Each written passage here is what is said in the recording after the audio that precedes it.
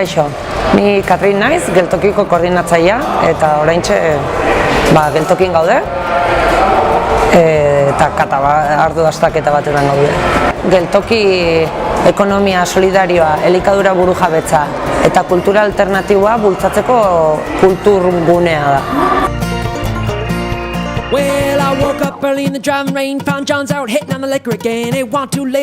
Oraintxe ardo ekologiko dastaketa batekin gaude, Miguel Txogoinik ematen duen ardo dastaketa.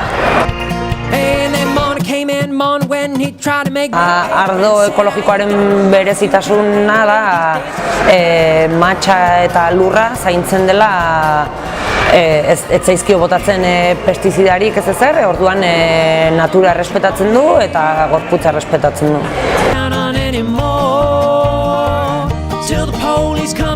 Zer ikasiko duten? Ardoa nola dastatzen den, bere aromak, bere gustoa, berezitasunak, matx ezberdina dauden, nondik datorren, hori ja Miguel Txok erakusten du, baina bai.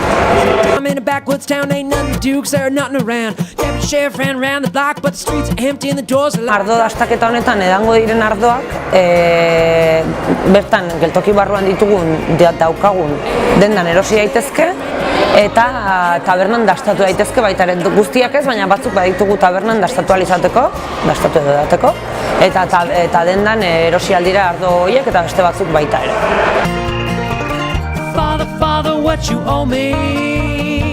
Ardo dastaketa bigarren aldiz egiten dugu, lehenengo aldian exito handia izan zuen eta errepikatzea erabaki genuen, eta oraingo honetan ere kontentu gaude, 20 pertsona apuntatu direla.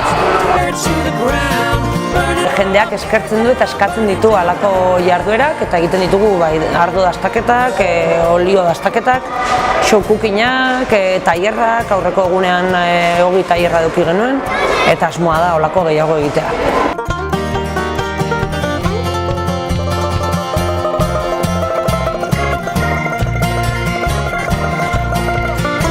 Baditugu jarduera gehiago, datorren astean adibidez badaukagu, astelehenean erakusketa bat muztuko da, pobreziaren kontrako erakusketa muztuko da, asteartean beste erakusketa bat muztuko dugu baita ere, emakumea eta mundu ruralaren inguruko erakusketa, eta asteazkenean izango da jarduera, eta da ipuin kontaketaz, bi astetik behin antolatzen dugu ipuin kontaketa bat, pertsonai famatu bat edo batzuetan beste batzuetan ez, etortzen da, eta datorren asteazkenean adibidez Kamishibaia izango dugu, irakurriko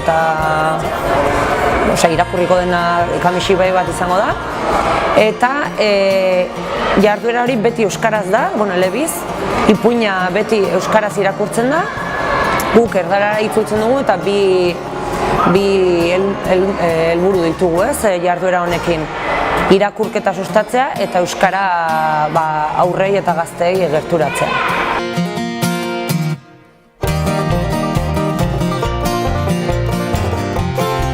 Guk uste dugu faltatzela eta jendearen erantzunagatik uste dugu baita ere korroboratu dugu, bate baino gehiago esan dugu beharrezkoa zela, erabili gabe zegoen autobus geltoki zahar honi berriro bizia ematea beharrezkoa zen eta gehiago gainera egiten ditugun jarduerak antolatuta, ez? 4 hilabete datorren astean egingo ditugu eta oso kontentu gaude, jendearen erantzuna oso positiboa izan delako eta hemendik aurrera espero dugu oraindekan positiboagoa izatea. Jardueraren arabera, baina dastaketetarako izen eman behar dela aurretik, tailerretarako normalean baita, baina ipuin kontaketarako adibidez ez. Irekia da, aurren irakurketa txokoan egiten dugu eta nahi duenak etorri daiteke, aurretik apuntatu gabe. Dastaketara apuntatzeko e-mail bidez egiten dugu eta helbide elektronikoa da info@geltoki.red. Ongi etorriak izango zaretela danak geltokira, olako dastaketetara eta egingo ditugun jarduera guztietara.